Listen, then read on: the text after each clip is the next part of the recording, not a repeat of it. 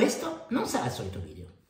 Ho deciso di parlarvi di me e raccontarvi finalmente chi sono, come viaggio e perché è nato questo canale YouTube. Mi faccio un'intervista. Think it's the way life changes when in love, yeah. I surround my soul with the positivity. That's why I don't worry about the things that I don't see, yeah. These days I don't worry about much. I think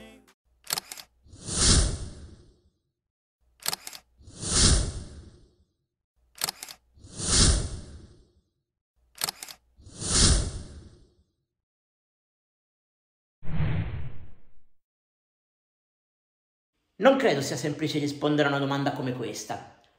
Sono la somma delle esperienze che vivo e che ho vissuto. Sono nato con una patologia che si chiama osteogenesi imperfetta e a causa di questo ho passato parte della mia vita con le ossa rotte e quindi bloccato a letto. Mi piace pensare che proprio tutti questi stop forzati abbiano fatto nascere in me la voglia di non restare fermo. Certo, ma non solo. Con gli anni credo di aver sfidato la mia patologia per inseguire e conquistare ciò che mi faceva stare bene. Parlo di sport, parlo di viaggi, parlo della conquista della mia indipendenza, andando a vivere da solo e ora insieme alla mia compagna. Quando la tua mente sta bene, il tuo corpo sta bene. Credo di aver avuto sempre lo spirito del viaggiatore, ma penso si sia concretizzato tutto intorno ai primi anni 2000, quando sia io che alcuni amici siamo entrati nel mondo del lavoro e quindi abbiamo iniziato a poterci permettere finalmente un qualcosa di diverso che non fosse il classico weekend al mare. Il primo viaggio è stato a Hurghada, in Mar Rosso. Avevo appena preso il primo brevetto di sub, ma in realtà quello che identifico io come il mio primo vero viaggio è stato in Irlanda.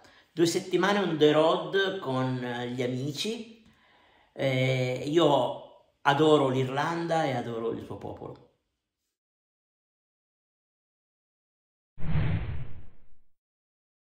L'idea era lì da un po', ma si è concretizzata nel 2020, proprio durante il primo lockdown.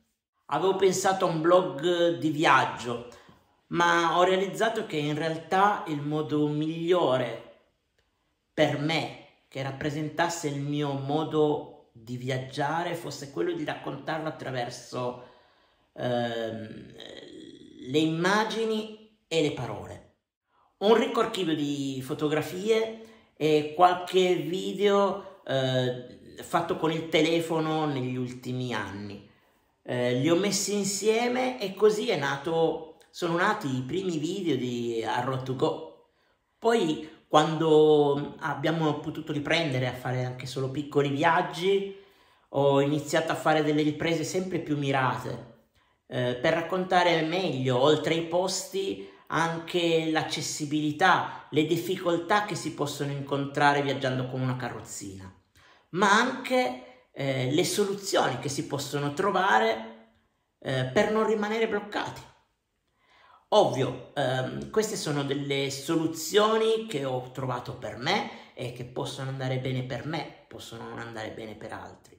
Ma a me basta arrivare a pensare che si possano trovare delle soluzioni.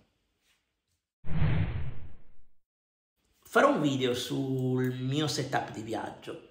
Quello che posso dire è che il mio setup non prevede una valigia, ma prevede una borsa che posso caricare direttamente dietro lo schienale della carrozzina in modo da avere le mani libere ed essere completamente autonomo. La miglior cosa è che ognuno possa essere in grado di trasportare se stesso e il suo bagaglio e io non faccio la differenza in questo, voglio essere esattamente uguale ai miei compagni di viaggio.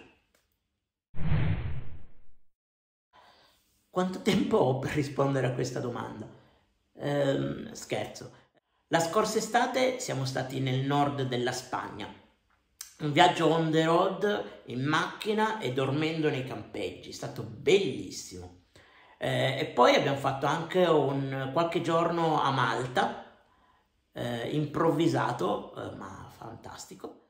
Ora stiamo lavorando a un progetto molto molto grande che richiede una programmazione decisamente diversa rispetto a tutti gli altri viaggi che abbiamo fatto, ma di cui vi parleremo più avanti.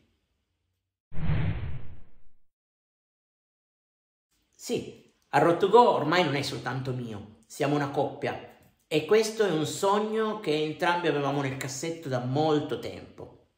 E come dice la mia ragazza, i sogni nel cassetto non vanno mai lasciati, perché all'interno del cassetto i sogni fanno la muffa. I think it's the way life changes when in love, yeah.